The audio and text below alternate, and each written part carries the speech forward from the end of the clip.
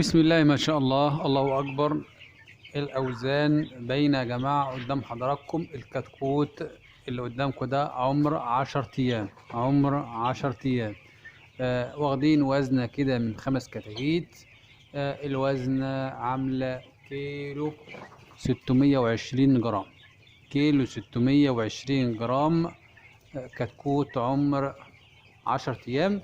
لو احنا قسمنا الكيلو 620 جرام على 5 هيطلع كل كتكوت ميزانه 325 جرام. 325 جرام عمر 10 أيام يعتبر شيء كويس وشيء ممتاز، رغم ان الكتكوت دهوت فيه عيب تفريخ، فيه عيب تفريخ.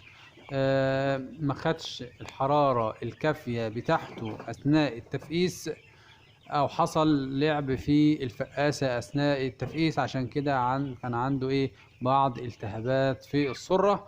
مجرد ما بطلنا المضاد الحيوي اللي احنا بنستقبل عليهم فوق 4 ايام ابتدى يظهر فيه نافق كتير. قبل ما ننزل بالمضاد الحيوي كان فيه نافق بس كان معقول.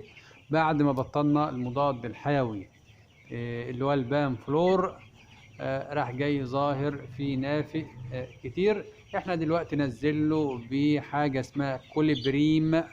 كوليبريم 1 سنتي على لتر مية زائد ألف دال ه، ألف دال ه 2 سنتي على نفس المية لمدة 3 أيام متواصل، عشان ننظف أمعائه من أي بكتيريا موجودة فيها مأثرة عليه. بسم الله ما شاء الله. الكتكوت 320 جرام، 320 جرام متوسط الوزن. 325 جرام، ده 320. صلي على رسول الله. أهلا وسهلا بكم في قناة دكتور فادي الدواجن. اللهم صل وسلم وبارك على سيدنا محمد وعلى آله وصحبه وسلم. النهاردة اليوم العاشر من عمر الدورة بتاعتنا. يا ريت الناس كلها تتفرج على الفيديو اللي فات. الفيديو اللي فات بينا لحضراتكم فيه ازاي ممكن تصنع في بيتك علف 23% بروتين. الشكارة هتكلفك ما بين 600 ل 630 جنيه، ده أقصى سعر. هتوفر في الشكارة حوالي 250 جنيه عن اللي موجود بره.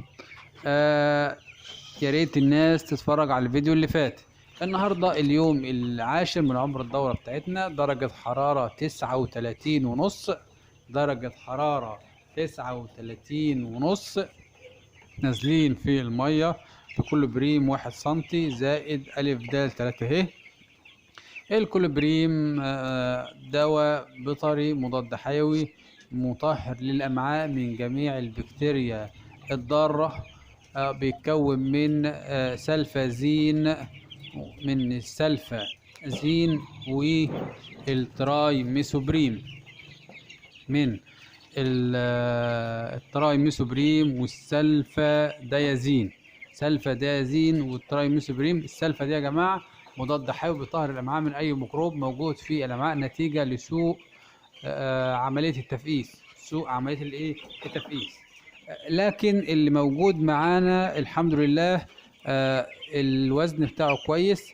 لكن الهدف من الدورة ان انا مثلا مدخل 230 كتكوت، اما ينفق فيهم 30 كتكوت مثلا عمر 10 ايام، من عمر يوم لحد عمر 10 ايام ياما، يعني قفصين. المفروض ان المكان عندي هياخد ال 230 وياخد ال 250، بس انا مدخل 230.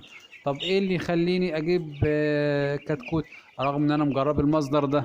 اللي عايز اقوله لك ان تجارة الكتاكيت ممكن تبقى جاي من مصدر موثوق منه، لكن مرة مرتين ثلاثة الكتكوت يبقى كويس، يجي مرة في النص الكتكوت وحش. هو مش وحش، الوحش فيه ان هو نفق كتير في العمر الصغير. طيب المكان عندي والحرارة متوفرة والعلف متوفر، يعني ال 30 كتكوت دول كانوا هيطلعوا قفصين، يا عم قول كان هيطلعوا قفص ونص.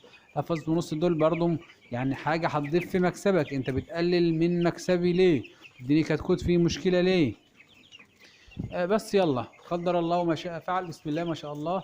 الكتكوت زي ما باين قدام حضراتكم، عريان. نسبة التريش فيه معقولة جدا.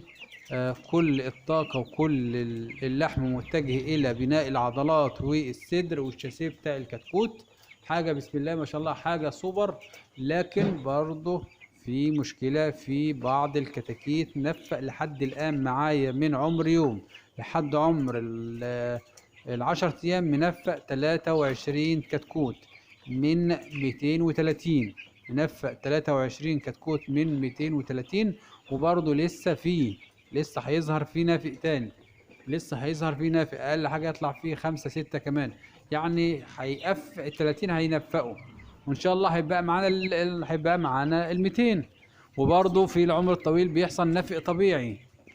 اللي عايز أوصله لك إن ممكن حركة زي دي هتخسرك، او انه الكتكوت مات ما كلفكش كتير، سعره كان زهيد. ما كانش علف كتير، لكن هيفرق معايا في اللحم اللي انا هطلعه في الاخر. انا المفروض كنت جايب 230 مثلا، هينفق 10 طول الدوره، هطلع 220. ال 20 كتكوت دول كانوا هيفرقوا معايا في عمليه المكسب. لو الواحد هيكسب في الفرخه حتى 5 جنيه 10 جنيه، يعني يا عم 10 ب 200 300 جنيه برضه بيوفروا، بيجوا في علاج، بيجوا في دواء، بيجوا في اي حاجه. لكن بسم الله ما شاء الله زي ما حضراتكم شايفين، الكتكوت اللي ماشي وزايق كويس جدا. بيدل ان ده مش عيب مني كمربي، او مش من عيب مني كصاحب مزرعه، او مش عيب مني كصاحب قطيع بربيه. لان لو الكتكوت فيه كان عيب مني كان هيظهر هتلاقي كتاكيت عندك مسردة كتير، لكن مش مسرد ولا حاجة. بسم الله ما شاء الله.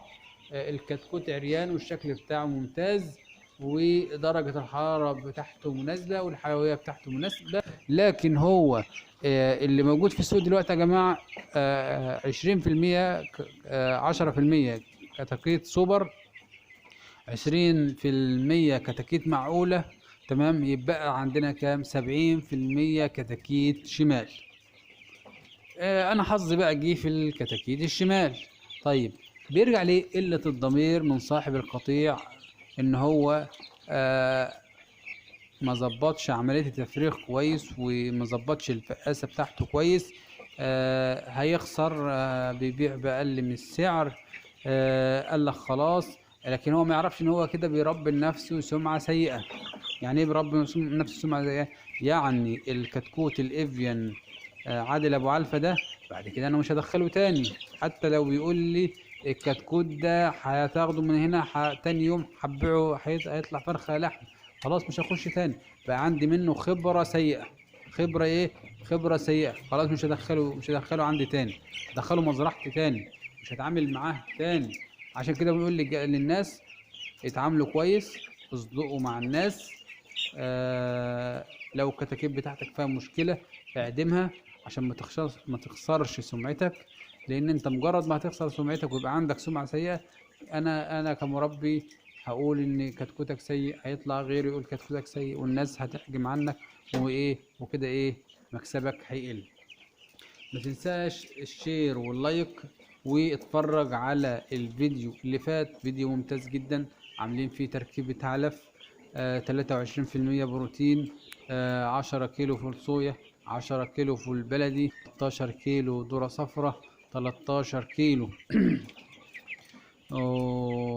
عيش بلدي مدشوش دش كويس. هتخلطهم كلك على بعض، هتحط بعض كيلو بودرة بلاط، كيلو فوسفات بوتاسيوم، بعض الفيتامينات ألف دال وخميرة بيطري، وبعض الفيتامينات والمعادن. لو انت اتفرجت على الفيديو اللي فات هتلاقي فيها الحاجات دي موجودة بالتفصيل. حاجة بسم الله ما شاء الله. هتطلع معاك فرخة سوبر، وعلى الأقل هتكون شايف العلف وعارف هو مصنوع ازاي، ونسبة تركيز البروتين فيه عاملة ازاي. يا ريت ما ننساش الشير واللايك. صلى الله وسلم على سيدنا محمد. السلام عليكم ورحمة الله وبركاته.